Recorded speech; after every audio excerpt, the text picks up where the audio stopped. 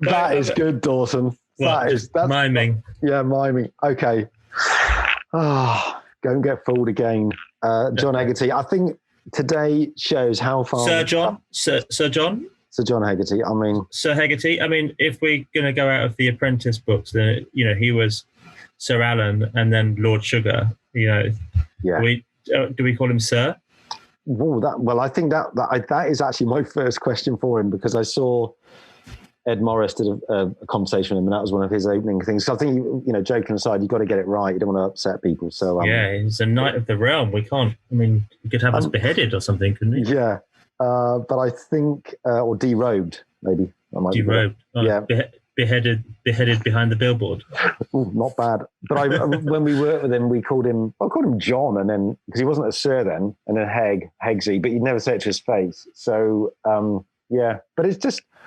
Or is it more in the pub afterwards? What did Hegsy say about it? Yeah, totally. Underwhelming. And he wouldn't be in the pub because he's not a drinker, which is why I was so surprised that he did the wine thing, which, that was really, we'll hopefully talk about wine. But, God, there's so much to go at. We're never going to be able to go through it all. So I think today's approach is going to be a bit more like talking about the industry as a whole. Well, yeah, we can't go through, we can't go through 9,000 billboards, can we? I mean, it's a whole series. Yeah. So. Yeah, there's so much good. But I think it's going to be fascinating to hear about him talk about things like Levi's and Boddingtons and Audi, their kind of formative clients, and how they shaped the agency, particularly the ZigZag poster he did with Barbara Noakes. I mean, that is fundamental to how they live their life as an agency. So I've dropped him an email on the side just to if you could pick out your appraisal notes from your last appraisal there. So we can have a good laugh at your old school reports. Yeah, I think it's just fuck off to Saatchi's, see what you'll do there. Yeah. Yeah, and then we got a can gold, but I'll leave it there. But no, I think we'd had our time, but we had a very good 7 years working into John. And only one major bollocking I remember, but then Adam took a few more for the team. But we sent a script to Glazer without telling John, and oh my God, he actually walked into our office and said, "You two are in the fucking shit," which you never want anyone to hear. Oh. But when John Hegarty says it, it's bad. How soon after that did you start at Saatchi's? No, we got over it. But it was horrible. It's like being told off by your favourite auntie or something. It's just like, ooh. Anyway, but no, it's going to be great. I can't wait to chat to him and possibly apologise for that awful moment. Yes, and cue the music. Sir John Hegarty, welcome to Behind the Billboard. Thanks. It's my pleasure. Coming on. Thanks for coming on. First thing I've got to get out of the way. Can we call you John or Heg or Hegsy? I remember when we worked together. I think John being Scully got you as Hegsy. And I watched an Ed Morris interview the other day, and I would hope we could do John, if that was all right. Pleasure, absolutely. John works perfectly for me. Perfect. I usually respond to that. Oh, that's good. So how are you today, John, and where are you? Could you tell us? Well, I'm actually very good. I actually got a slight sore throat. No panics. It's not COVID. Don't worry. But I'm here in Clerkenwell. In London, for those who wonder where Clerkenwell is.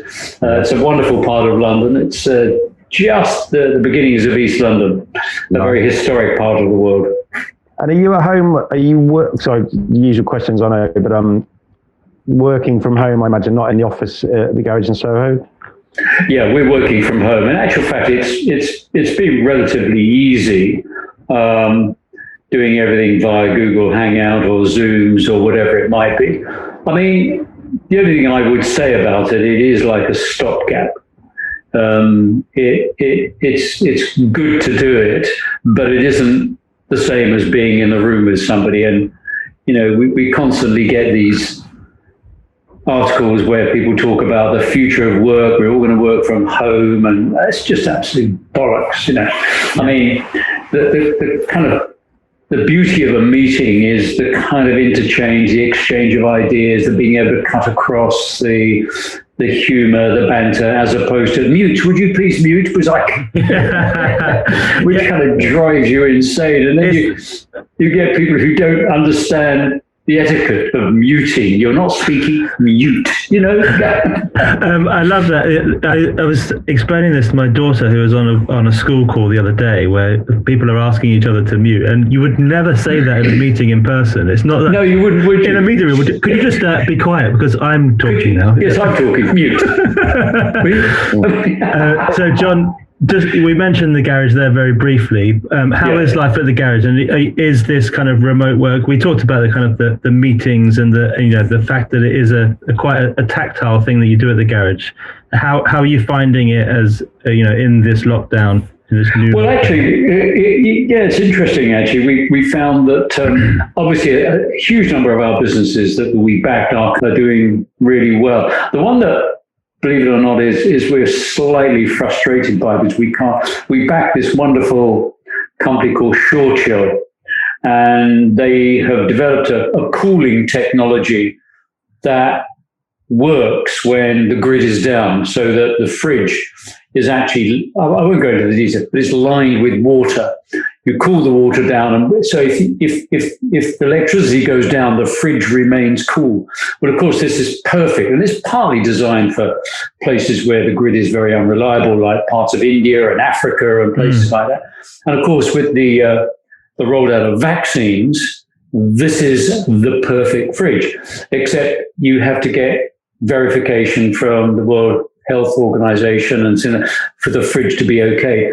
And you think you've hit gold dirt with this one, or gold dust, or whatever it might be, pay dirt, or whatever it is. And but getting approvals and things like that is taking a long time. So, funny enough, some things you think that's going to go like a rocket. Yeah. Suddenly there are all kinds of problems. And I guess that's one of the problems with early stage investment, is that you're kind of sometimes it's just too early, or you're kind of there are things in your way. Yeah, that's that perfect. It's the classic thing about timing. Get your timing right, and and nobody can really work that one out. You just have to get lucky. John, it's a bit like writing what you think is the brilliant, perfect Levi's script, and then there's this horrible week waiting, and then someone being Chappie or Roger and Andy come in and just top you with theirs at the end. But you've sort of. You've written a scenario, and then suddenly, somebody comes out with a movie that takes it away from you. I mean, it's everything about the whole essence of creativity is about timing, is about being kind of connected to the zeitgeist, connected to what's going on out there. And then in that way, at least you've got a chance of creating something that is of the moment. But the other side of it is be ahead, but how far ahead? Or it's like somebody once said to me a very long time ago, if you're leading somebody through the jungle, you want to be 10 feet in front and not 100. And it's that calculation. How far ahead are you? If you're too far ahead, it ain't going to work. Yeah, that's a good one. As you've heard on our show, we and Hugh especially loves a timeline. So I'm going to take us back, if you don't mind. Indeed. I did read that you were a keen golfer as a youngster, and maybe one of your steps that far back. Yeah, that's a long way back. For a reason, because I'm a keen golfer myself. I just wondered if you were still playing, and if it's still a passion of yours. No, I don't. I actually kind of. The reason I got into golfing is that I lived very near Finchley Golf Course, and at about the age of 10, I used to go caddying to make money, and realized very, very rapidly that if you could play the game, you'd earn more money when you were caddying, which you could give people tips and stuff like that. So from the age of about 11, maybe a bit younger than that even, I literally lived on a golf course. I mean, every waking hour, school holidays, weekends, I'd be on the golf course playing, caddying to make money. And of course, my parents loved it because they knew where I was, and it gave me a purpose and all of those things. And did you have that dream of going pro then? Or were you it played around in my mind that I was doing it, because I kept playing till I was about 15, and I was really good. Yeah. I mean, I had the most beautiful swing, and I could really hit the ball. And but you get to 15 and you suddenly go, how many women on golf courses are there? And so I then thought, no, I'm going to try art school. And you could then go to, it was absolutely brilliant system. And you could go to art school on Saturday mornings. Right. And so I went to Hornsey Art School at the age of 15. I think actually I was still 14 when I got in, but you could go on Saturday morning. So that kind of began to kind of eat into my golfing aspirations, and art school was fantastic. And from there, was it onto LCP? Yes, I then went from, then I went to Hornsey, and then I went to the London College of Printing, where I did printing and graphic design.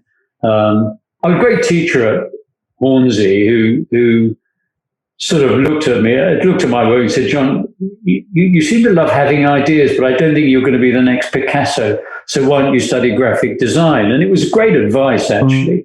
I was remembering a wonderful man, Peter Green, who later became head of Hornsey, head of college there. And so I went to London College of Printing and studied graphic design there. But the thing I found actually is that they were all designers, all trying to go back to be artists. And I wanted to talk about an idea. And they looked at me as though I was sort of talking in some alien language. Idea, what do you mean? And I said, well, you start with a blank piece of paper.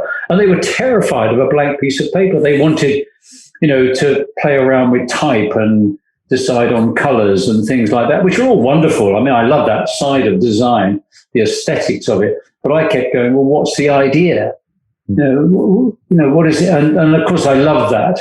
And from there, I met the wonderful John Gillard, who was teaching at the LCP at the time. And he introduced me into the work of New York and Dordan Bernbach and what was going on there and all of that great stuff coming out. And I suddenly looked at this work and it was like a light being thrown on in a darkened room. I thought, this is what I want to do. And of course, it was the great VW campaign. It was agencies like Papek Koenig Lewis and what they were doing. And it was just so exciting. It was just brilliant. John, did you, when you were at college and you decided you wanted to do that, did you form or did people form teams like we did, our respective colleges, or was it still in its infancy? It was still sort of in its infancy. We hadn't quite become sort of, we realized that again, we were looking at America and looking what was going on there. And we realized it was teams, it was writers and art directors. But because we were all designers coming through, very few of us that were writers, we were just coming up with ideas.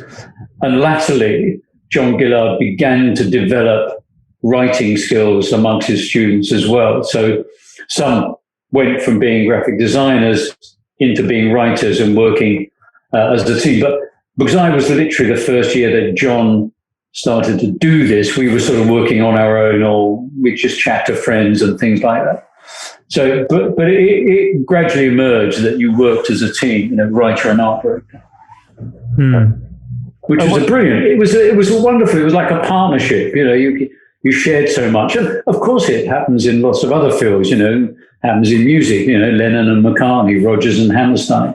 It happens in architectural practices. And you realise teams. When I say teams, two people working together is a powerful force. And just, on that, and we just taking it up to the present day again, just talking about, the current situation and us not being able to work so tactilely in our teams, with, I've certainly, it's okay to a certain extent to be creative and tune yourself into being creative, but then the ability to bounce ideas off each other in a kind of, headphones off and talk to each other, or just get out of the office and go to the Tate and have a look at something to inspire you.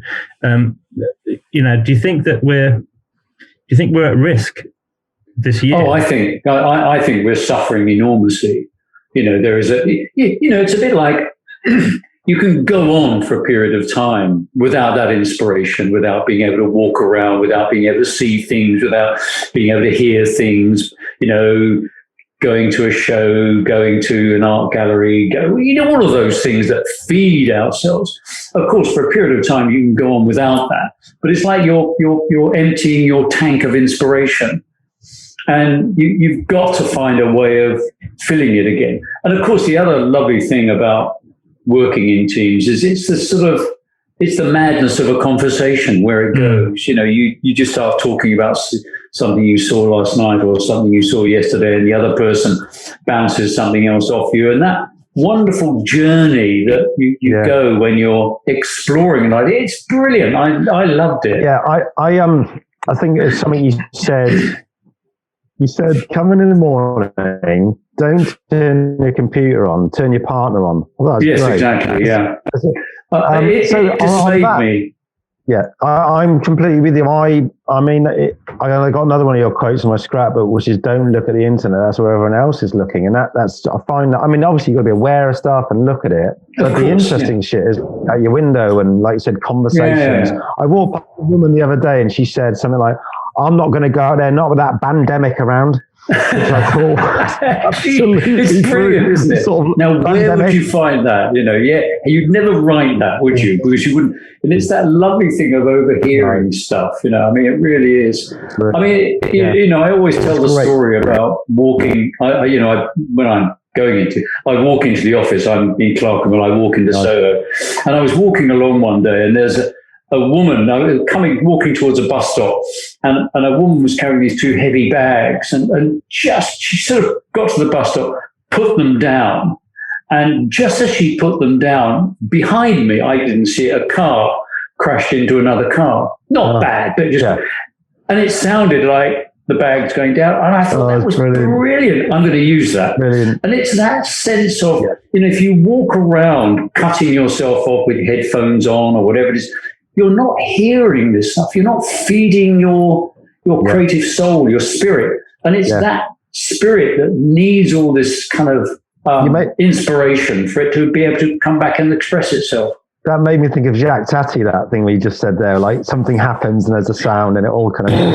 it was brilliant, that, wasn't it? He was a genius at that. He was. Yeah. So it reminds me of something I follow on Twitter, overheard in Waitrose. Like people someone hears the snippets of something in Waitrose. It's so good. It's really Isn't it good? I love that. Yeah, overheard in Waitrose. John, we're going to talk, we've talked a bit of golf, a bit of Waitrose. We will talk wine, I imagine at some point. We are going to talk Billboards. So Billboards. So I was going through your amazing archive of work, through your books and just stuff I know and your speeches, which I downloaded years ago off the server. Remember BBH had the server, and they said, you can't go in there. And then I said, come on, give us one of John's speeches. And your PA, Peter, would very kindly get them. But there's so much there. And to be fair, we've had quite a few of the BBH tribe on already. Tony Davis and Rosie, Riley, Birdie. They all speak very well of you, by the way. So that's very nice. It's very nice of them. But we thought, rather than go into too much detail of that and repeat ourselves, maybe we would just sit a bit higher up, talk about Billboards generally, how they've shaped your career, shaped BBH, why Irreverence is so important, where the industry is going, a bit of tech, which I will probably pass to Dan more, and just any tips on what makes great posters, if that's okay, roughly. Of course. So I'll pass you to Dan. The first question we've got, John, is: do you remember your first billboard? And we ask all of our guests this. So it's just your very first billboard or poster from maybe your first gig. I do, and actually the thing that is terrible is that how long it took me to be able to do a great billboard, and we did it. It was for Ovaltine, and in those days we did 16 sheets. They weren't 48 sheets; they were 16 sheets. Wow! And we just sort of, in a way, recreated the wonderful illustration off the can. So it was a very retro poster. It was done about 1974 or something like that. But believe it or not, that was the very first poster I did. And it was very hard actually, because I was always, in my early career, I was always kind of starting something. You know, I started at Saatchi's, and then I helped start Saatchi's, and then I started TBWA London. So I was always kind of like going back to the beginning again and starting again, and where we didn't have huge clients and huge pieces of business that would be running posters and stuff like that. So it took us a long time, or it took me a long time to get into posters. But throughout my career, I always used to, when I was starting, I always used to think of whatever I did as a poster. because I thought if you could do it in 5 words, come up with something distinctive, it was a wonderful discipline. And I love that great line about creativity, which is give me the freedom of a tight brief. Yes. And if you say to somebody, there's got to be a poster. Yeah. It's a brilliant way of starting, because you sort of go, oh my God, I've really got to distill this down. So I've always loved working, even if I wasn't doing a poster, I always used to love the idea of kind of thinking of everything I did as a poster. It was a great discipline. I remember coming into you a few times, John, and bemoaning the client had asked for this to be put in and that to be put in, and it's actually now a 6 sheet. And he just said, out of restriction comes creativity, Hugh. And I was like, God, I have repeated that to creative teams all my life. So thank you for that one. John, with your first poster, because I remember seeing my first one up on the streets. Did you make a pilgrimage to go and see it up there? Did you feel that pang of excitement the first time you saw it? I did. I kind of rushed up to see it, and there it was. And it was, as I recall, it was in a really crappy location. To which I was very disappointed, but under a bridge in the dark without lights. Yeah. I kind of edited all that out and looked at it and thought, yes, this is wonderful. It was one of the reasons, actually, I kind of went from being, because I originally I was studying painting. That's what I was going to be, wanted to be a painter. But I always in my mind always rationalized not doing that, because I thought if you're a painter, you paint a picture and if you're lucky, 100 people see it, might be 1,000 people see it. Yeah. If you do a poster, hundreds of thousands of people see it because they pass it every day. All you've got to do is make sure it's a poster that they want to look at. So that was why I loved it. But it was almost, it wasn't quite under a bridge, but it was, I think one lonely person walking past it. I thought, that's bloody typical. I've got a shit sight here. I think for all of us that work in the industry, though, I think there's a bit of that your name up in lights. I've contributed to this piece of work. It's up on the street, and I love watching people acknowledge the work on the streets, whether it's mine or someone else's or something from within the agency. When you've created something, it's a very public view. It's a format that people see and they can't avoid. And I think there's something quite nice about the frustrated artist in all of us that we've created something and people are looking at it. Whether they it's a great ego trip, isn't it? Yeah. I mean, we have this debate in. I hear people talk about ego. We don't want people with ego. And I think, are you mad? Ego is I. It's what you believe in. It's what you want to express. It's what you want to say.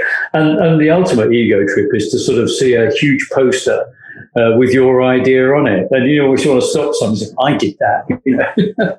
But it is a wonderful ego trip. And we should never deny the desire to express a thought. It's what you want to do. Yeah. This is segging absolutely perfectly into my next question, John, which is sort of around first Billboards, but just jumping ahead a bit, going to BBH and Levi's and your iconic When the World ZigZag you did with Barbara Noakes. I'm looking at my screen there. It's fucking cool today. That would still wet my whistle if I walked past that. Did you have any idea when you did this how much it was going to inform, your ethos at BBH?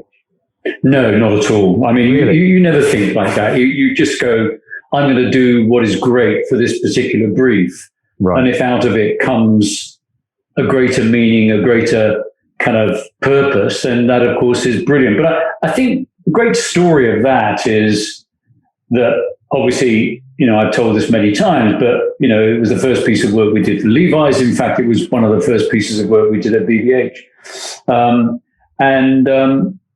They were completely confused by the fact that there was no picture of jeans. And we explained that you don't need to do that. We just want to emphasize that they're now black as opposed to blue. And as we know, they ran it and they gave us the black sheep as a thank you for sort of holding on to our principles and, getting them to run it. And Bob Haas, who is the great grandson, great-great-grandson of Levi Strauss in San Francisco, when he saw it, he had it framed, put it in his office and said, this is what this company is all about. But actually, interestingly, when I did it, I just wanted it to say Black Levi's. Right. I always thought that when the world zigs, you zag was a kind of explaining it. And Barbara and I disagreed quite vehemently about this. And in the end, I thought, well, it's not going to change it that much. I'll put it on. But I sort of regret it, really, because I think in my mind anyway, we sort of chickened out at the last moment.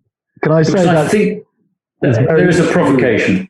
That's very you, John. It's brilliant because it's like, say more by writing less. It's like, take it off. Take it off. Just remove it. It was like that great piece of advice of Coco Chanel, wasn't it? When you go out in the evening, take one piece of clothing off, take something off. Just to love that. Just to balance, though, I think the other thing, as all artists do, is that it's very easy to pick apart your own work because there's always something that we can see that improves it. A brushstroke here, or a pixel here, or some kerning there. There's always going to be something for us as artists that makes it imperfect. Yeah, that's a very interesting thought, Dan, because I think we talk about masterpieces, don't we? We talk about. In art, we talk about a masterpiece and how you define a masterpiece. In my way, I define it as there is nothing else you can do to it to make it better. Right. And I think there are occasionally things that you do that are, in your own view, masterpieces. And I've looked at some of our work, and I've looked at, say, for instance, Levi's Creek as a piece of film and as a narrative, and I think it is a masterpiece, and that's why people often say to me, which is your favorite Levi's ad? And I kind of go backwards and forwards, but for me, Creek is almost that, because there is nothing, you cannot change one frame of it. Is it and it won't make it better. It'll make it, if you change it, it'll probably make it worse. Is it true, John? I think me and Adam joined just after that, but is it true that it actually been in the bottom drawer of Nick and John for quite some time, or had it? That I don't know. No, okay. Because people often claimed I had, this knocking about. But what I do, and this is where as a creative guy, I've got to say this because it's good. But we made it, and then Nick and John came to me and said, we don't like the old man in it. And I said, what? Because the old man comes around, there's a joke. Yeah. And it was more Gorse, actually, than Nick. Yeah, Gorse is always a difficult one, wasn't he? And he said, no, I don't like it. I want to take the old man out. And I said, well, let's have a look at it, cut with the old man. You did do it. Have a look at it. You always have to say with film, have a look. If you can edit it, have a look. Don't, anyway, looked at it. It was patently obvious. It wasn't as good. It wasn't as funny. It didn't have the humor. But Gorse insisted, I want to take it out. And I said, no, it's staying in. And he said, well, I want my name taken off. And I said, fine, John. I'll take your name off if you want it. But latterly, he wanted his name put back on again. But that's the sort of thing you deal with. When you get involved in something, you become you've seen it so many times, and you get some thought in your head that says, this will make it better. In actual fact, it won't. It made it worse. And it was the most wonderfully edited, beautiful construction.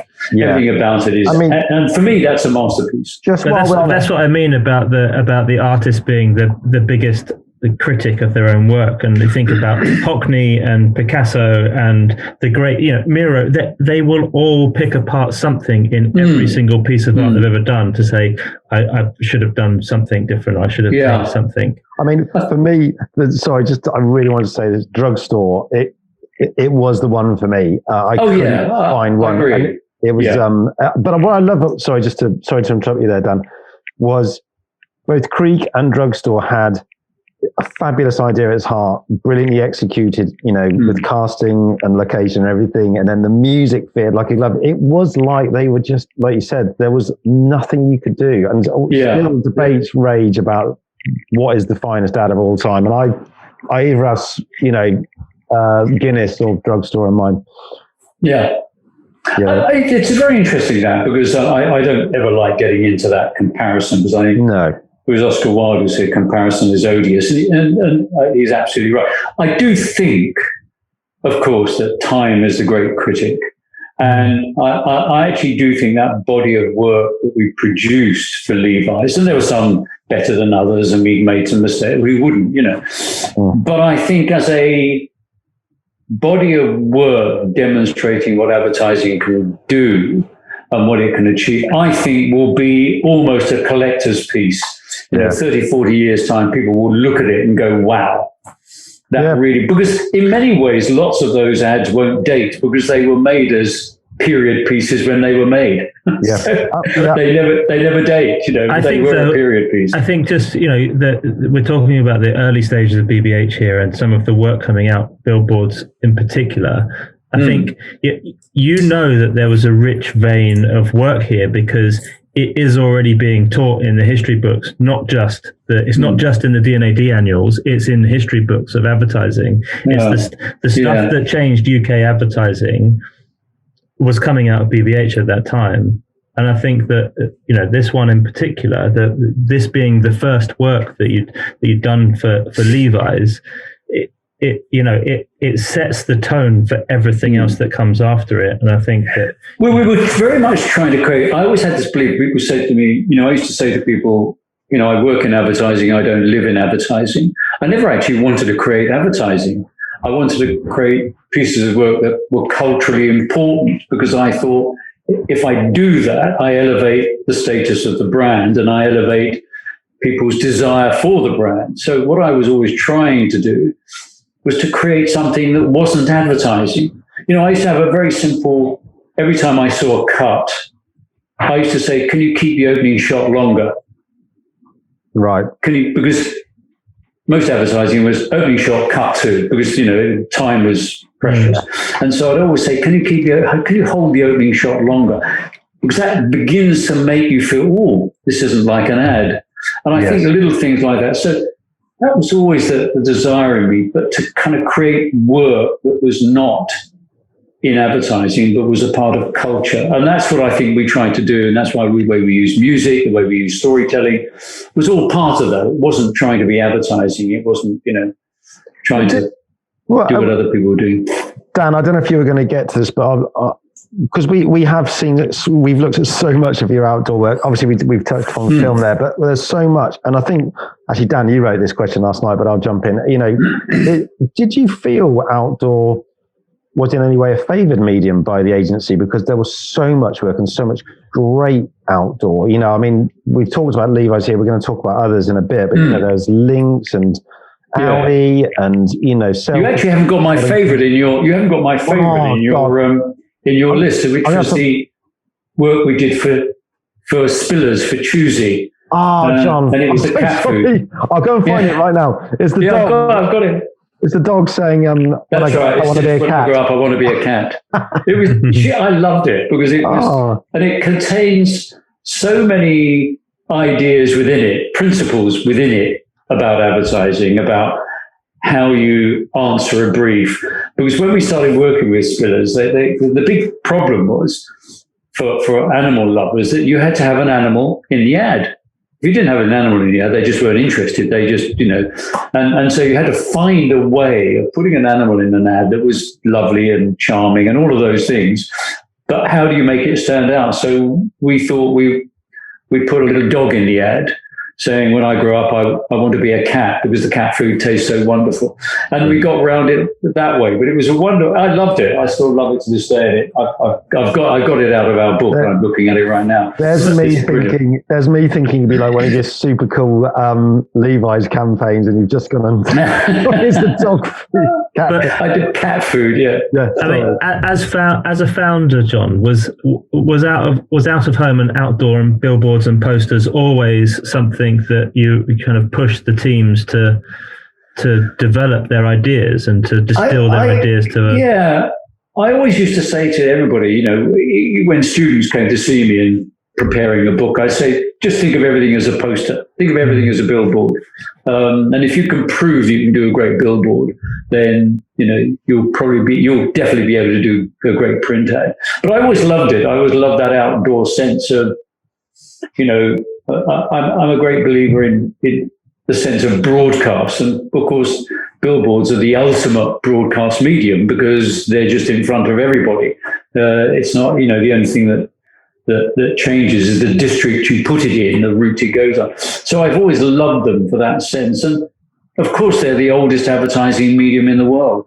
Yeah. And it's lovely in a way that the oldest advertising medium is still one of the most powerful mediums. Yeah, I think you're right, and I think I've read a quote from yours that said, something you've said before, that the power of a billboard is that they are unskippable, and in a time where obviously we're bombarded with lots of different advertising mediums and pre-roll before we watch a YouTube video, and while we're scrolling through Instagram and Twitter and all sorts, the power of a billboard is still kind of. I think billboards are still more powerful than ever. Yeah. Do you think that creating a billboard for a creative team is kind of, it puts a bit of an extra onus on creative teams now versus? Yeah, I think I sort of have that slight regret, and this is me being a bit kind of aged, I suppose, but because technology is now impacting on outdoor, we can call it outdoor, because in a way calling it a billboard is, I know podcast is a billboard, but really are we looking at video screens, we're looking at moving, it's Blade Runner, and it's all of those things. And I think we've almost given creative teams too many tools. And the idea of it had to be printed. You had to kind of, paste it up. Added in a sense to the value of that medium. It really had to be thought about, really had to be considered, really had to be cared for. Whereas now with video, even though I think it is amazing what's happening, I kind of sense that, because I can change it in an instant, you don't get the same care, you don't get the same consideration, you don't get the same sort of thought that goes into it, even though I kind of love the fact that I could be advertising to you in the morning in one way, and in another way as you go home at night, which is genius. I love that. And do you think that's a failure of the industry or the technology or the creative? It's an inevitability, and we can't deny the inevitability. But I do think we are going to creatively suffer until we can really understand how to make the technology work. And I've said this lots of times before, that new bits of technology come along, and what happens is, in a sense, creative people almost stand back and go, I don't know how to use this. How do I use it? So, you go back to Gutenberg, who invented movable type, and he invented the printing press, and he changed publishing. But he published the Bible. Yeah. He didn't come up with a new idea. He was a technologist. And he only published one book, and that was it. He didn't do a second book. But this constantly happens, and it took another 50, 60 years before people kind of realized they could publish all kinds of things and write all kinds of stories. So that took time. And it's same with the Lumiere brothers, who invented the electric guitar. They didn't invent rock and roll. The moving camera. They didn't invent Hollywood. They gave up on it. They didn't realize that they'd invented Hollywood. So it takes time for creative people to kind of come to grips with it and go, wait a minute, what we could do with this is that. Yeah. And as I said, the guy who invented the electric guitar, I've forgotten his name now. I mean, he's in the Rock and Roll Hall of Fame.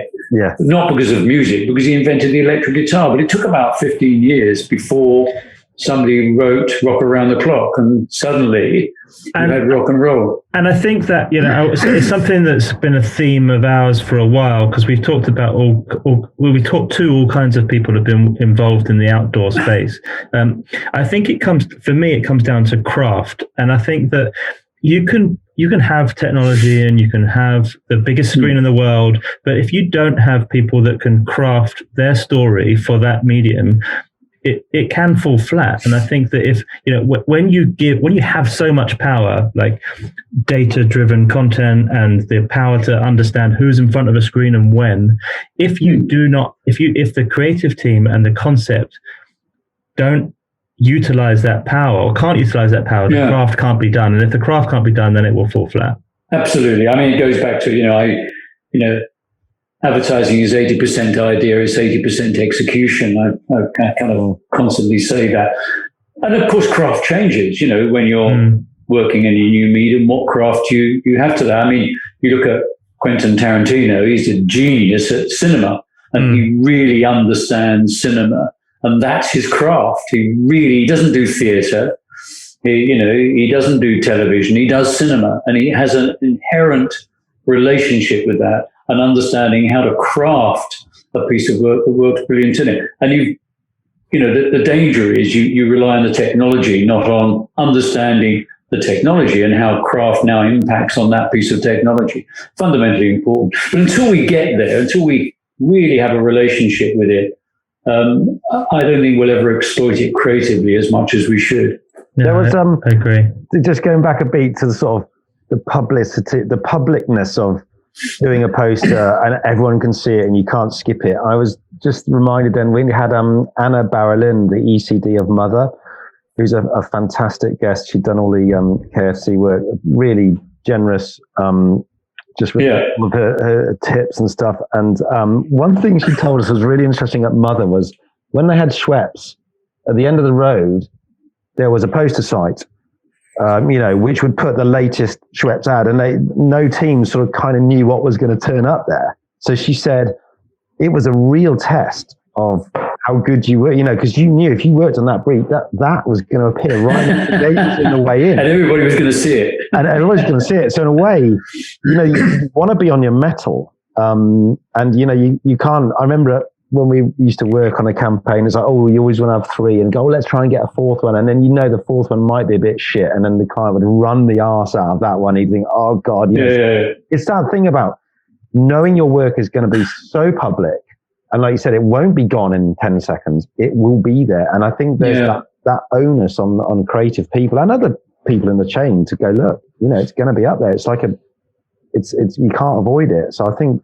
Yeah, I love that sense of, I didn't know about that, but I do love that sense of putting it up there and everybody could see it so that, you walk, they say the walk of shame, if it's not very good, you've got to walk past it every day and go, God, oh God, oh no. And it's not like the papers, you can sort of, for some reason, you can avoid it. Buried a 28-4 or a single page. Yeah, I don't read the Daily Mirror, exactly. I don't look at that website, or I don't use Facebook that much. Yeah, you can't. You can hide today, can't you? Yeah.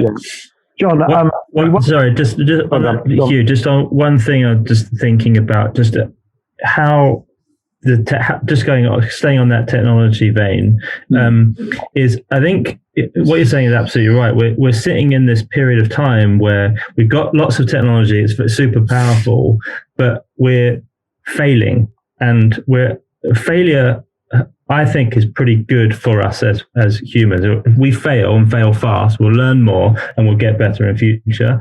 And I think, 90% of the stuff that we see in the digital out of home space, I think fails to hit a mark because someone's they're just publishing tweets on billboards, or they're just, they're using something that's meant for a different medium and trying to use it as a billboard. And in some instances it works, and others it's just a massive failure. I don't need 140 characters on that billboard. It's a failure. Sorry, go on. Yeah, go on. No, go on, Dan. Finish. Sorry. I just think that we're thinking about the bugbears of what bad out of home is, and about billboards. Do you think that it's okay for us to fail in the out of home space in such a public way in order to get better work in future? Well, I'll answer it. It's a very interesting question, your answer, and I'm going to answer it in this way. I think I came from an era when we tried to create work that inspired people to seek it out. I was trying to inspire them to look at this work and be hopefully amazed by it. And I think what's happened in the digital world is that because of the way technology works, you can direct your message at people, so you don't have to inspire them. You sort of tag them, and it's like you mug them, and I think so. There's a different philosophical view about how advertising should work. We came from the world of seducing, and in a sense, now what you've got is stalking, and you're being stalked, and it's a totally different way of approaching advertising as a philosophy. And I think that you have, as a brand, to decide, what do I want to do? Do I want to seduce, or do I want to stalk? And what do I want to be? How do I want to be viewed? Because I deep down, I believe there will be a revulsion of this. There'll be a moment when people say, no, I do not want you tracking me. I do not want you stalking me. And I think it's beginning to happen. And I think that's one of the reasons why people's awareness and appreciation of advertising has declined so much, because they see that what it's doing is it's not engaging them, it's not inspiring them, it's not kind of entertaining them, it's just stalking them. And I think they really object to it. So I think that's the big issue that we have to think about, we have to consider. And if you love the industry, because we come from the industry, then obviously you have a great concern for how it's being used. Whereas, by and large, if you're a client, you don't give a shit. I don't, advertising is not my industry. My industry is selling baked beans or selling cornflakes or whatever it might be. And I use whatever tools I can use. So they don't have a desire to kind of see advertising function, operate in a way which is admired. They just want to sell more baked beans. They don't give a shit. So we have to kind of understand that we're fighting the battle on behalf of advertising. Those people who are saying, I can just use a piece of AI, I can use an algorithm to get to, they don't give a damn, because, it is damaging the image of advertising, which is, there's empirical evidence to show that people's appreciation of advertising has declined massively, and we know why. It's because they don't appreciate what's being done. I agree, and I think there's a bit of oversaturation and too many pixels, and I think part of that brand backlash that you're talking about is that the kind of more unscrupulous agencies are stalking people and using your data to target you with ads, and I think that people will switch off to that. That we hope so, don't we? We hope. Yeah. We live as an optimist. Yeah, cursed as an optimist, as I always say. Yeah, always. I think that is the case. Yeah. I want to talk about Irreverence for a moment. Yep. Which is at the heart of so much of your work. Indulge me for a moment, if you will, because I actually had to look it up when I first joined BBH with Adam all those years ago. I think you were reviewing some of our work, and you made a very large pile of our work to the left of your chair and a very small pile to the right, probably just one piece of work on, which after a while I learned was not a great thing. But I think you start to talk to us about Irreverence and how it works. We start to learn, the kind of ethos of your agency. It was brilliant. Why does it run through so much of Billboard work you do? Can you just give us a moment on that? Yeah. Well, it came out of, and I've talked about this, but it came out of many years ago. I knew Terence Conrad quite well, actually, lovely Terence. Right. And he asked me to give a talk at the design center, then the design center, on what I looked for in a great ad. And I sort of said yes because he was asking me. I'll do it. And then I thought, well, it's just something I like, and I thought, well, that's not going to make a very long speech. So I looked at, and I thought about, and I looked at the work I had done. I looked at the work I loved. I looked at the things I loved. And I thought, why do I like these? What is it? And I was trying to get underneath, kind of just, it resonated with me. And I realized that at the core of everything that I was doing was this thing of irreverence. And because I'd gone to art school and because I had done a bit of art history, I sort of realized that art had moved from revering to being irreverent. And so if you looked at the Renaissance, if you were a painter or an artist or a sculptor, whatever, your job was to make people believe, was to revere. So, Michelangelo is painting the Sistine Chapel. He's trying to get people to believe in God, believe in what he's being commissioned to do. And then as society moved forward, as knowledge spread, with things like books being published and greater knowledge out there, people began to challenge. They began to challenge the status quo. And arts moved from revering to being irreverent. And it was challenging. It said, no, I don't accept that idea. So the Dadaists, leaping forward usually there, were kind of, laughing and scorning the authorities who'd led the world into the First World War and all the disaster and massacre. And so Duchamp creates his famous, pissoir as a way of saying, I'm going to call this art and then challenge me. And so irreverence began to be a way of questioning. And I realized that if you look at that and you go, well, in a sense, that's what advertising is doing all the time. It's getting you to question one brand versus another brand. I want you to think about this rather than that. I want you to think an Audi is better than a BMW. I want you to think that a pair of Levi's is better than a pair of Wranglers. And so that sense of challenge, that sense of constantly forcing you to rethink, to look at something and not accept what you initially thought is a fundamental part of communication. And that's why irreverence is so powerful. Yeah. And the surrealists used it all the time. Their work was very irreverent. So, Magritte would paint a dove, but it would be made out of concrete. Well, a dove can't fly if it's concrete. But why is that? So, and the other thing it does is it in terms of making a piece of work powerful, it constantly giving your brain something to kind of try and rationalize. The brain's trying to work it out.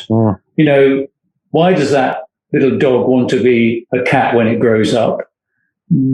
Because it wants to taste the cat. So you have to work something out. And the brain wants everything to kind of function. It wants it to be logical. So the heart is trying to make it, passionate.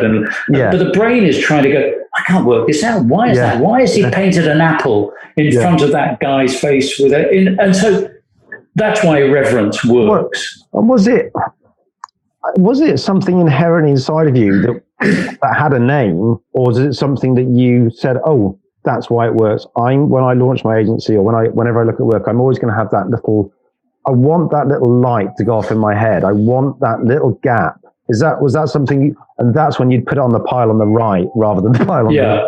Well, that's the process I was then always going through is, does it challenge me? And going back to organizations that challenge and that are irreverent are the ones that succeed longer, because they're constantly looking at what they're doing. They're constantly saying, no, maybe this isn't right. We're going to change it. So I think that's very important. That, and it goes beyond just creativity. It's like life in itself, constantly challenge.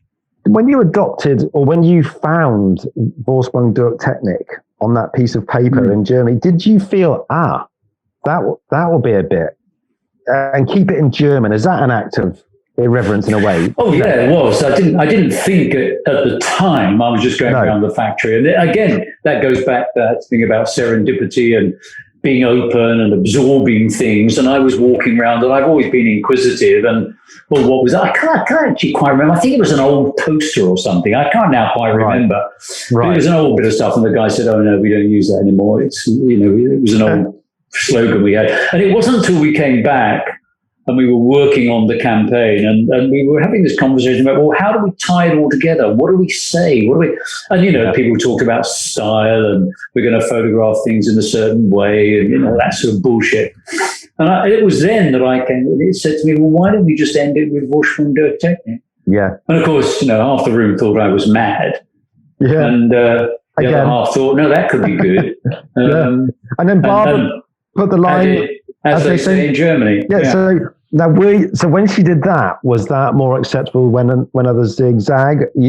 Because that's another line explaining it, I suppose. But it was tighter, I suppose, to the idea in a way.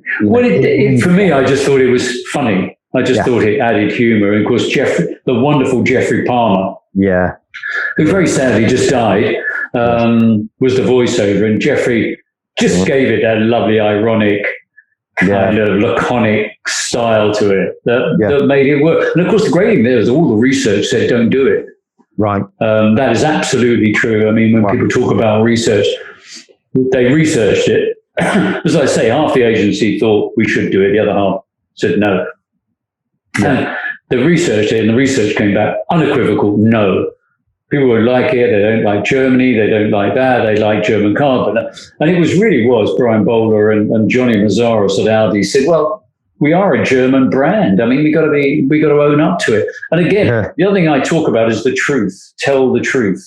Yes. But just make it interesting. And that's partly what we're doing. We're truth tellers. Yes. And just make it interesting. And it was the truth. And, John, do you like those challenging questions when it comes to a decision like that, where all the research says no and half the agency are divided on it? Do you like making those decisions? I do, because I kind of think if it's like that, I know I'm onto something almost certainly good. Okay. If it's that divisive in a sense. And then the answer is to communicate it in a way with a sense of wit and humor. Of course, the research couldn't capture that because we hadn't got Jeffrey Palmer then, we hadn't made yet. And I knew that if we did it with a sense of style and wit, that would carry it. And of course, as we say, the rest is history.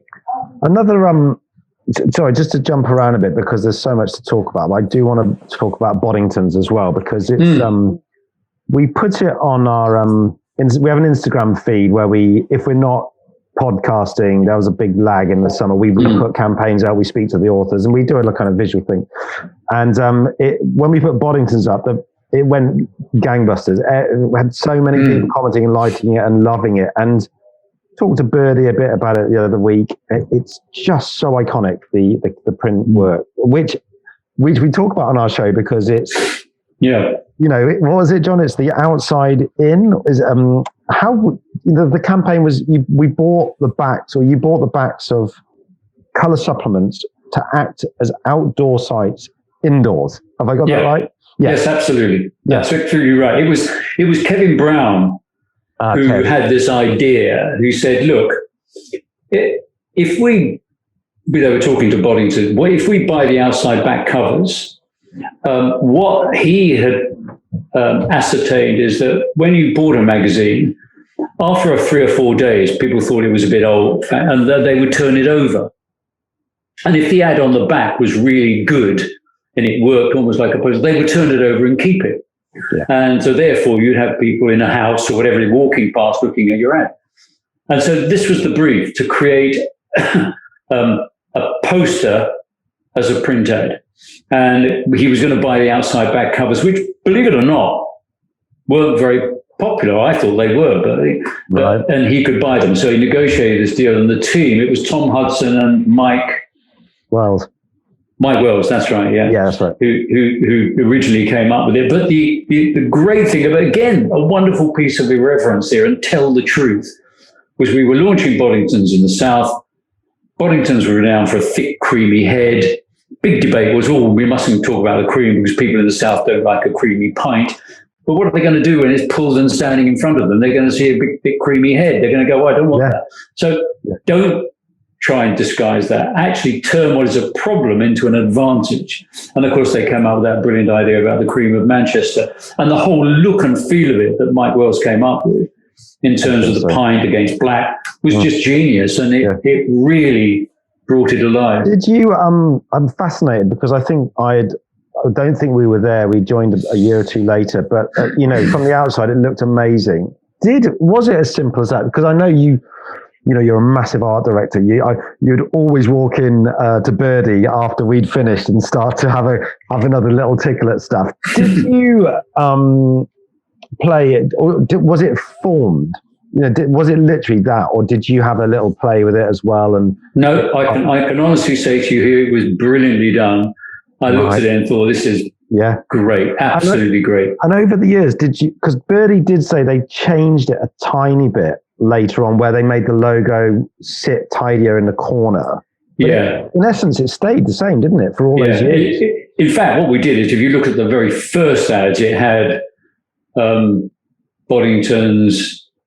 the cream of Manchester, and we took off Boddingtons and we just put cream of Manchester. Right. So we again reduced it down, but it was so well branded. Yeah. And the shots, was it Tiff Hunter shot them? They were just, that's right. It was lovely that. To the end, and it was somebody did Vanishing Cream, and it was just a blank page. It was Tim who went to Tim Riley. Tim Riley. Tim That's Riley right. did that, and it was brilliant. It was a sort of in a funny way. That was it. We should have stopped then. Yeah, that was it. It was so. But it became, so successful and so wonderful. But the other great thing that happened is that they then went on to say, "Oh, we want to go on television," and first of all, I can always remember it was Martin Smith who was running the account. He said, "John, can't we just sort of take the essence of the print ads and make TV ads out of them?" And I said, "No, you can't do that, Martin. That's called words on wheels." We used to call it that. You've got to remember the medium you're in, and how do I translate this idea into that medium?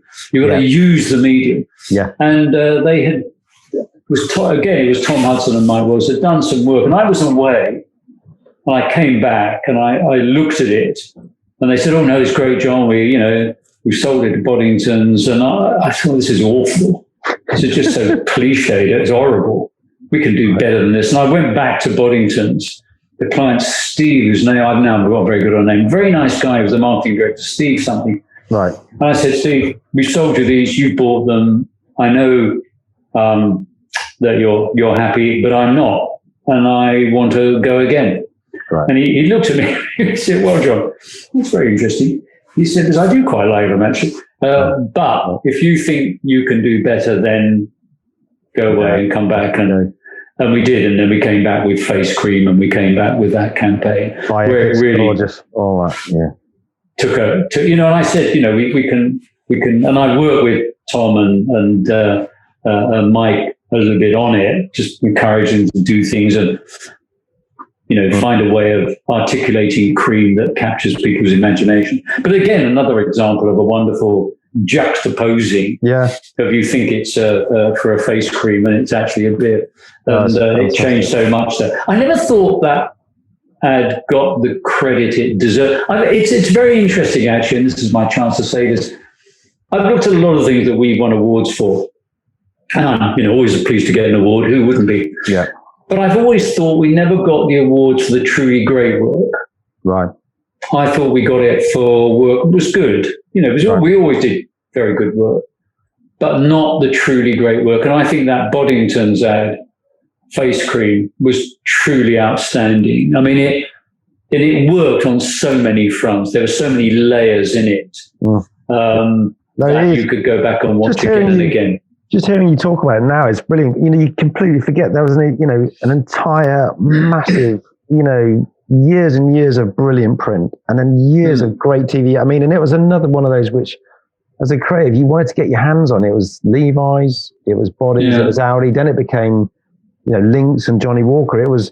I mean, I don't want to sound like an old bastard. I mean, my beard has given me away a bit, but it was a golden period. And talking, it was. You've got, and I do agree with, if you look back at it, because this is a Billboard podcast, talking about print, and that work is phenomenal. How strong it is. I mean, just while we're on this vein, because I know Dan's going to take us a bit more to the future of out of home. I just wanted to just one more account to talk about, which was Levi's Billboard. And we've talked about Irreverence and, just unbelievably challenging work. There was the Richard Avedon campaign with the shots and the guys saying, I like them best just before they fall apart. Yeah, and, they weren't posters, but I'm going to try and wheedle them in to our poster chat just because they were.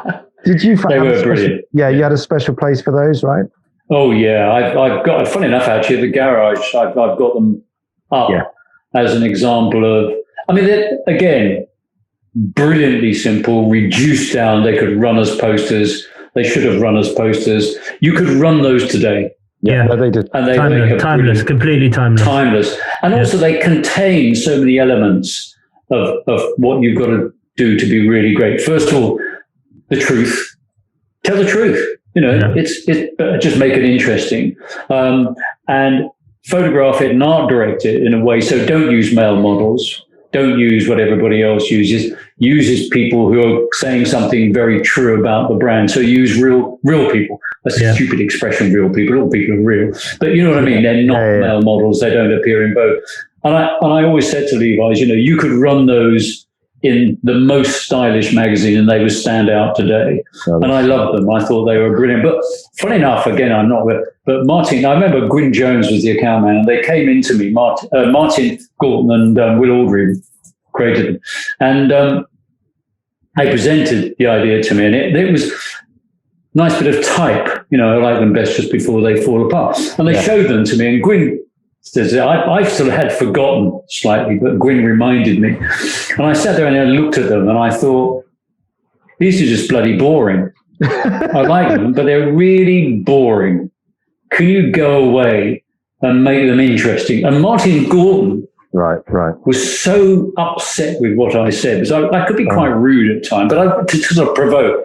And he went and he got out his pen and he wrote, I'll show him fucking boring. And he wrote them like that. And he came in, what do you think of that? And I said, Martin, that is genius. I love it. Yeah, you were quite scary then, John. There's a I don't know if you've read the Pixar book about the kind of the birth of Pixar by Ed Catmull. It's really good. Great. Yeah, they have this thing called the brain trust, which it sounds very similar at BBH, where you have a director is able to bring their work to the brain trust, which are the founding partners of Pixar, and you're allowed. They embrace candidness. So candor is the flavor of the month.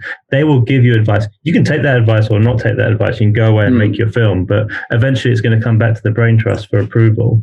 So I like that, the provoke and be totally honest, and there is that fine line between candidness and rudeness. And I think most people would embrace that from a creative director anyway. You'd say, well, he's trying to make the work better and that's okay. And he did.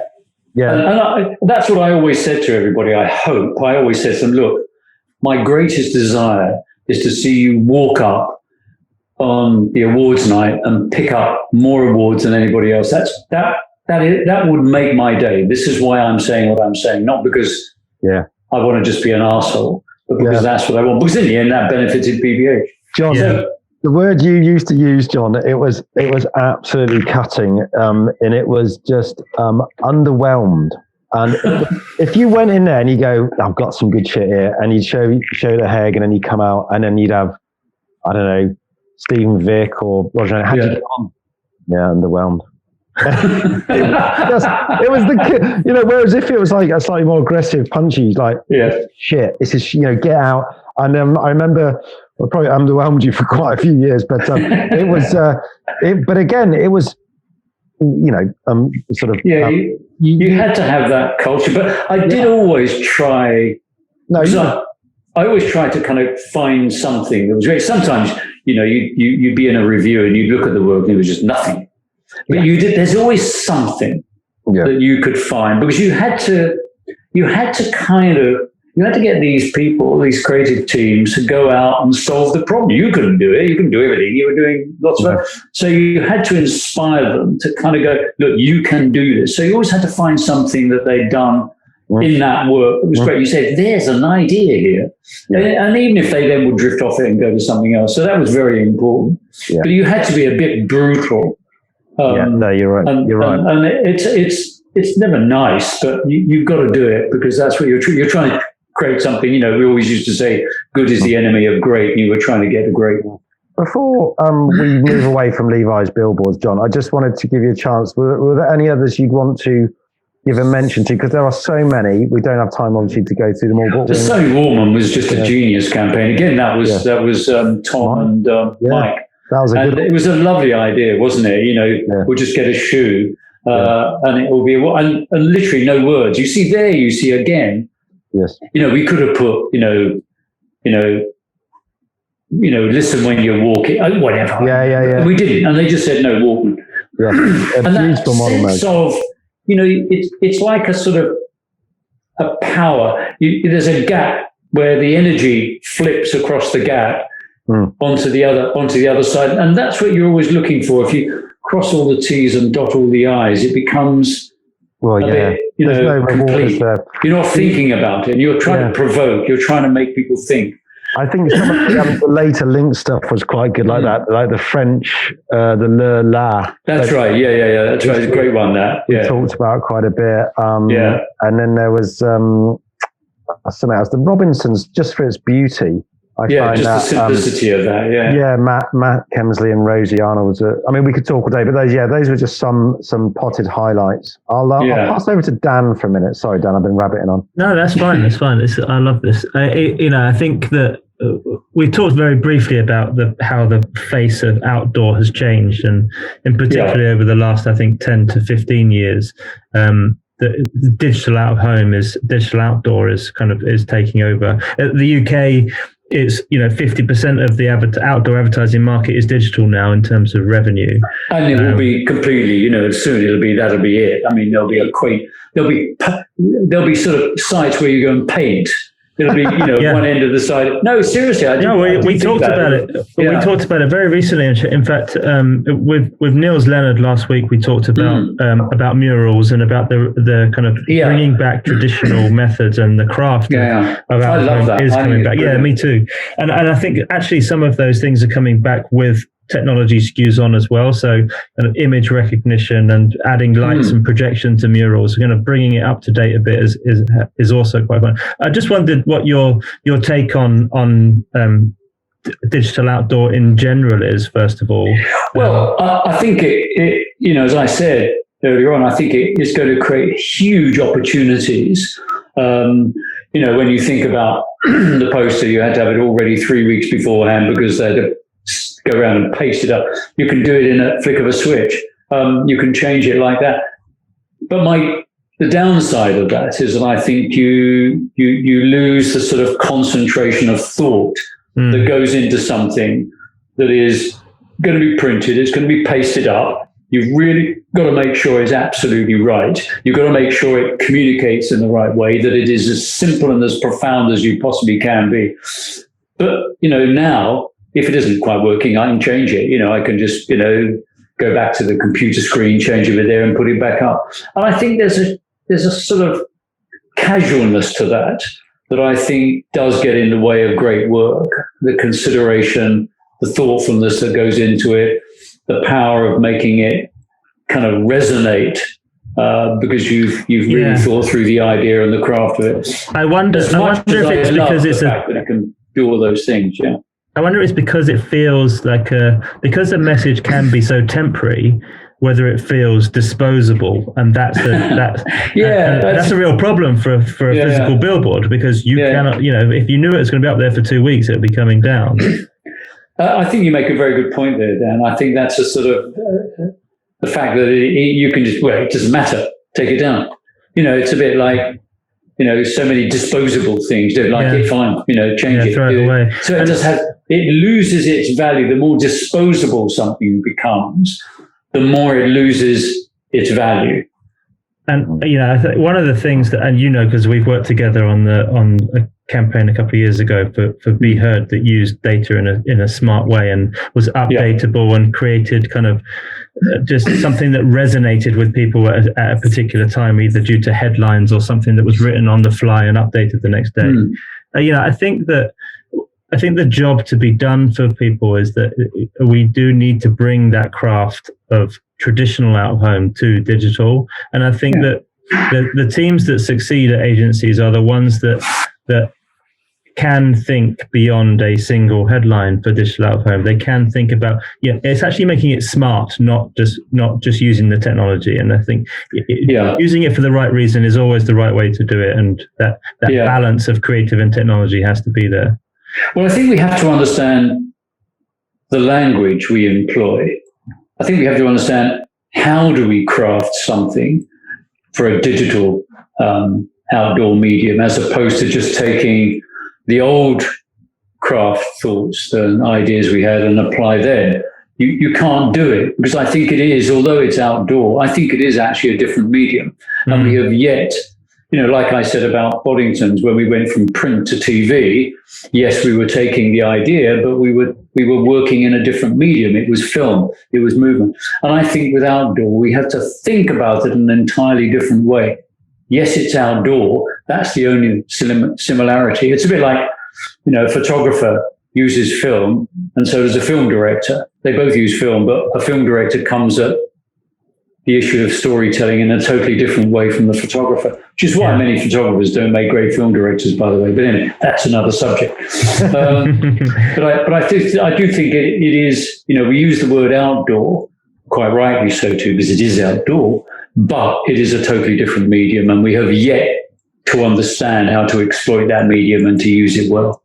Sorry, go on. Dan, I was just going to jump in here because one thing we've noticed about our chats with people over the past 18 months and how outdoor and social are actually quite good bedfellows. If you just sit with us for a minute, because what we've been spotting, me and Dan, well, what everyone's spotting, people aren't outdoors as much these days, Well, yeah. So, we don't actually see this stuff in the flesh.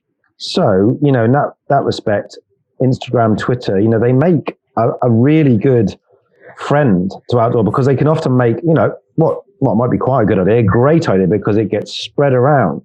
I mean, people talk about things being Instagrammable. I spotted, we did last year Burger King, another Whopper on a bus from BBH. Yeah. None of us saw it, but we were all talking about it at length on this and everywhere. Do you think that's a positive aspect of, social and digital in a certain way, it amplifies the message in a way? Of course. I think it's how media now works. The old media model was one where you bought OTSs, opportunities to see. You try to get as many as you possibly could. You try to create something that was powerful and memorable. And that kind of worked. In the new era, I think what you do is you have to do something which is truly outstanding.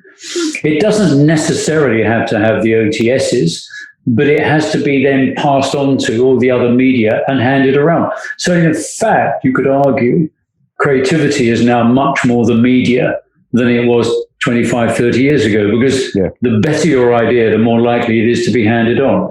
Apart from, of course, if it's a farting cat. Because as we know, there are more videos posted online about cats than anything else. It's sort of perverse, isn't it? The fact that if you see something and you think, oh, that's good, I'm going to take a photo of it and send it, you're not being paid. You're the user generator. But that is the coolest way for stuff to be shared, as opposed to paid for content, which is in my Instagram feed. Well, it was all, work was always, there was a viral aspect to it. People talked about, the Great Levi's campaign. He got picked up in the press and people talked about the music and stuff like that. And it became culturally important because people talked about it outside of advertising. But today you can get that conversation going by doing something particularly outstanding. And it doesn't have to have the quantity of OTSs behind it to make it actually work. And that's why I think people misunderstand television today. They say there's no point being on television, nobody's watching it. But the point about it is it's a cross-section of the population that are watching it. It might be smaller, but if they see it, they post it online, they post it on social media, suddenly it's gone out there and people are talking about it. So true. You see that with TV shows with hashtags being put on the ad breaks, right? So they want you to continue this conversation online, and they realize that that a social audience will amplify the show and more people will watch it if you talk about it online. Yeah. It's how media now works. It's a different. It's a different media plan, and lots of people who comment on, the modern world of communications forget that point. But actually, you're trying to create influence by saying something outstanding, funny, creative, inspiring, whatever it might be, and that gets picked up and passed around. Yeah, it's also still that thing, John. You used to, drill into us, about. If you see one great ad once, it's immeasurably better than seeing a shit one 1,000 times. Yeah, it is. And I've said that to so many people in my career. Well, we all know the Apple story, don't we, of 1984, that it only ran once. Yeah. And yet has become this iconic piece of work that did so much for Apple, even though the computer wasn't very good. But it just goes to show what you can do if you do something truly brilliant. Yeah, absolutely. John, another kind of just moving it just on kind of how outdoors grown and how it's different around the world as well. So obviously technology has changed and people are more digital billboards and, socializing online as kind of amplifying billboards. Throughout your career, you've obviously expanded your operations around the world. Did you notice a massive difference? The US is obviously a massive market. It's 10 times the size of the UK out of home market. Do you notice a creative difference in the creative work that goes onto out of home in the US versus the UK?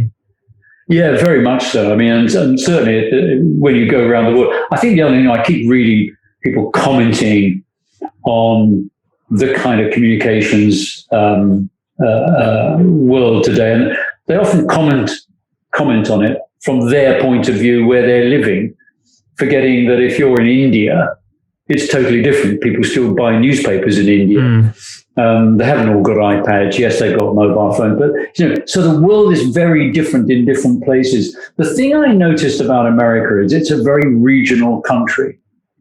Whereas, if you come from the UK, you forget that we could create a piece of work, it would go on TV, and all of a sudden, the nation could be talking about it very, very quickly. But in America, because it is so regional, so difficult buying national campaigns, there really isn't much national media. There are some, certainly not in print and in newspapers, that it becomes quite hard to have that kind of nationwide conversation that you could have in a country like the UK or another European country who's more homogenous.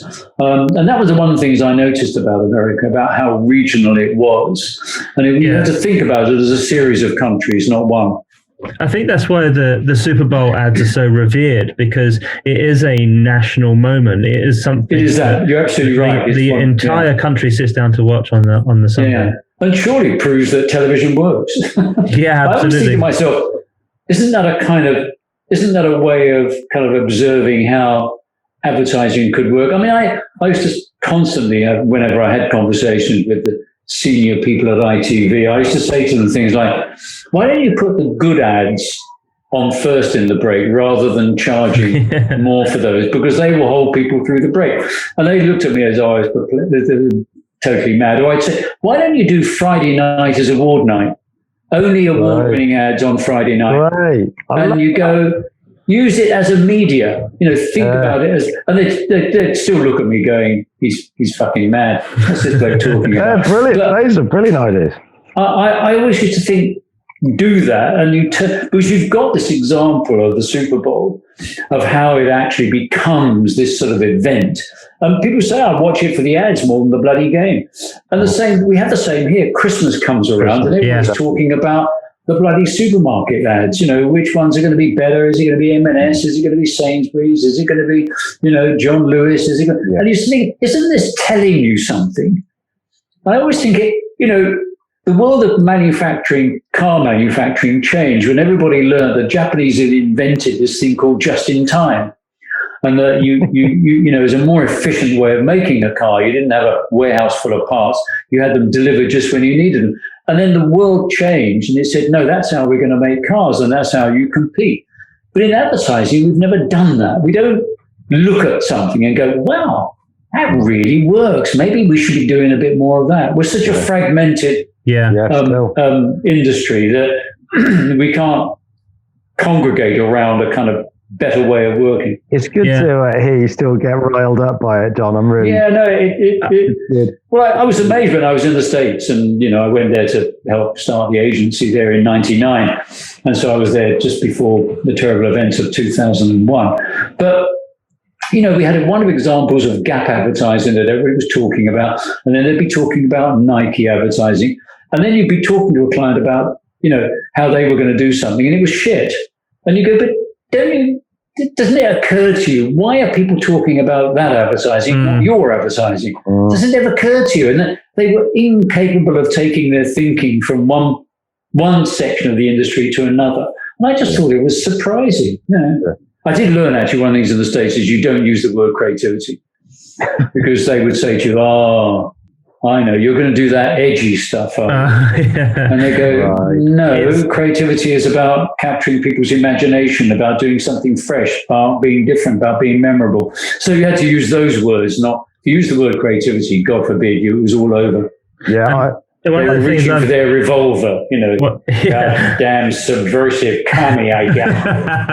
One of the things I noticed about the US outdoor advertising is that not just the regionality of it, because it's definitely there's time zone, but it's also it's city versus countryside. And, we've done a lot of work across the US and nationwide advertisers, but it's, a large amount of it is still roadside billboards, and it's people driving past it at 60 miles an hour, 55 miles an hour, versus in the cities, obviously in New York and Chicago and Los Angeles and in Miami and, in the major cities, it's much more like we're used to seeing in the UK with transport hubs and airport advertising. It's a very different beast, and you tend to find these local advertisers want to buy that one billboard because he's the local lawyer or the local accountant or the local insurance company. It's not the nationwide advertisers that we're used to seeing in the UK. Well, you do get that much, as you quite rightly say. I mean, you have to remember, America is a kind of a number of regional centers, so to speak. I mean, in New York, you had the great DKNY, Donna Karan, New York poster, which became an iconic part of New York, and one of those huge buildings. It was utterly brilliant. And it was an example of kind of just them talking to the New York conurbation. And I think you get that sort of much more in America. You don't get the kind of, you get Coca-Cola, obviously, you get some P&G, you get things like that, and Budweiser and stuff like that. But you get very few kind of, nationwide advertisers in the way you do here in the UK. Yeah. John, we're coming towards the end. So thanks so much. We've got a couple more things we want to do, but one of which is The Economist. So it's the campaign that's come up most possibly with our guests, and rightly so. And a lot of people cite it as their favorite of all time.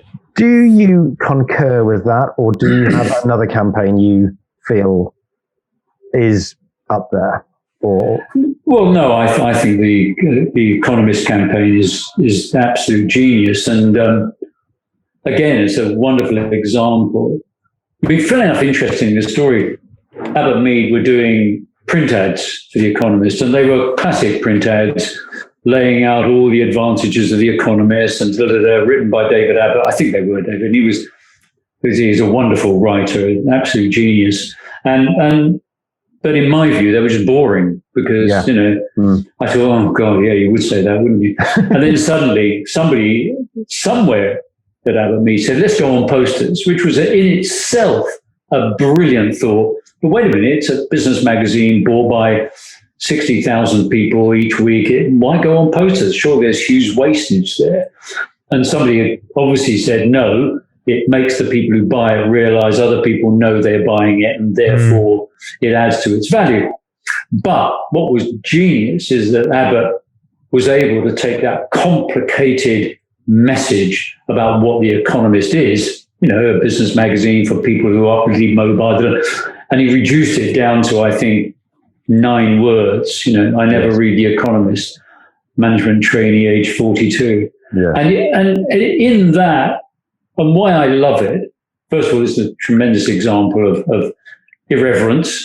I'm getting up saying I don't read The Economist. What? Sorry, you can't say that. But it showed how the power of reduction works and how you invert an idea and you get people to think. And it worked on so many levels. It was like peeling an onion back. One, it challenged you. Oh, he's a management trainee. Then it said that person hasn't succeeded because they're not reading The Economist. Maybe I should be reading The Economist. Maybe it's for upwardly mobile. And it said all those things. in I think it's 9 words, I can't remember, and a numeral. And I thought it was genius, absolute genius. But, it goes, not in any way taking anything from it, but, you go back to the great DDB work in the 60s, and you don't have to be Jewish to love Levis. Yeah. And work like that, or Volkswagen, two can live for as cheaply as one, with the garage with two Volkswagens in the garage, and there's a space next to it. And it, brilliant work. And you talked today about, is there anything out there that I like? And there is. I love the Oakley work, the work for the oat milk. And I think it's brilliant. I love it. Milk made for humans, not cows. Yeah. And it brilliantly challenging, great sense of humor, brands itself brilliantly. They've taken the kind of design of the packaging into the advertising. Yeah. And I think it's brilliant. Great to see somebody doing it. I'm so pleased you said that, John, because this last week, I have literally been a punter. I have looked at the ads, I read the advertorial, and I've now drunk Oatly all week because I'm a man, I'm a father of 50, whatever. But I'm with you. I found, and it's quite polarizing, this campaign, because we've had people on who don't like it, and we have people on who love it. And we interviewed the in-house guy who does it there. It's an in-house agency. And I find the writing brilliant. Absolutely great. Absolutely great. Really, I mean, they ran an ad in, I think it was the Observer, actually, a double-page spread ad in the Observer last week, and it said one talking to if you're a teenager and one talking if you're a dad. And I just thought, brilliant. And that courage to go out there and make a public statement, talk about what we believe in. Oh, it was genius. Yeah, I actually showed, it was really weird for me because I loved it as an ad man. I loved the look. I actually really liked the typography of the copy. I loved it. Yeah. And I showed my girls are 15 and 16, and I said, here, you need to read this. So they read it. And then we had this whole debate about veganism and dairy. And oh my God, it is the power of bloody good advertising. That's why the Help Dad TV campaign they've got on at the moment is just brilliant. And it's taken, their outdoor campaign is very, very different, but the new version of the campaign is fantastic. I think it's great. I think to be congratulated. I love it. Just on that, John, because it was basically The Economist, Nike, Levi's and Boddingtons. It just comes up again and again. But I'm really pleased you've brought up a very current thing. Because it also has that thing which Arden said, didn't he? At 100 foot, you can tell what that ad is. And their branding is so strong now. Like you say, it's so powerful, isn't it? Yeah. Yeah, it's I love it. Great, okay. And it kind of just, it's when an idea works, you just go, yeah, got it. It's like a piece of music, when somebody plays it, you go, yeah, that's great. That works. Yeah. Masterpieces, Kind of Blue, Miles Davis. Yeah, that works. Yeah. Nothing in that you're going to change. no, it's good. It's good. Wow. John, we like to end with just and I think you've given us quite a bit throughout the podcast, but just the tips that you'd give to a young creative team. Just we've had quite a bit of feedback online from young creative teams, either still at college or looking to get into the industry. And obviously billboards and posters and outdoor is still revered as a medium, and they're looking to fill their book up. What tips would you give people who are trying to fill their book up to try and get into an agency like BBH and get into the industry? Well, I've always said to teams or to individuals, when looking at their book, don't try and do TV, don't try and do content. Look, think of everything you're doing as a poster, because that shows your ability to kind of have an outstanding idea, reduce it down, communicate it in a way which captures my attention. And also, as a creative director looking at a book, I can go through a book very, very quickly. You've saved my time and you've made me realize you have talent. But the other thing I would say to them is have a philosophy, have a point of view. I talk about creativity, and the definition of creativity in my mind, there are lots of definitions of it, but I because we're all creative, everybody's creative. I talk about creativity as an expression of self. What you're doing is you're expressing yourself, what you believe in. Even if you're doing you're designing a swing ticket for a clothing brand. You're still putting yourself into that. What kind of swing ticket? Well, it should be. Should it be on recyclable paper? Should it be? What do I think? What do I feel? And you're putting yourself into it. So it's about finding the truth. And I think great communication is that. I've got my communication triangle. All right. This is all you need to know. We could have done this talk in about 2 minutes. And basically, I reduced it down to, I said, it's a triangle, because I like the Holy Trinity. I always kind of like that. Good enough for God, good enough for the rest of us, And basically, it's a triangle. And at the top of it is it memorable? Because if I haven't stopped you, then go home now. Yeah. No point. Go home. The other end of the triangle goes, is it motivating? In other words, I've stopped you. Now, have I said something that actually makes you go, oh, that's interesting. That's very good. I must think about that. And then at the other end of the triangle, it says, is it truthful? Yeah. Because I'm trying to build a long-term relationship with you. And the only way you build a long-term relationship is by telling the truth. So that's it. We could have done that. We could have had a very short podcast. Oh, that would have been so boring. Well, I think it's a great way to close it down. But I think Hugh's got one more. No. Well, all I was going to say was, I was going to say thanks for coming on. Pleasure.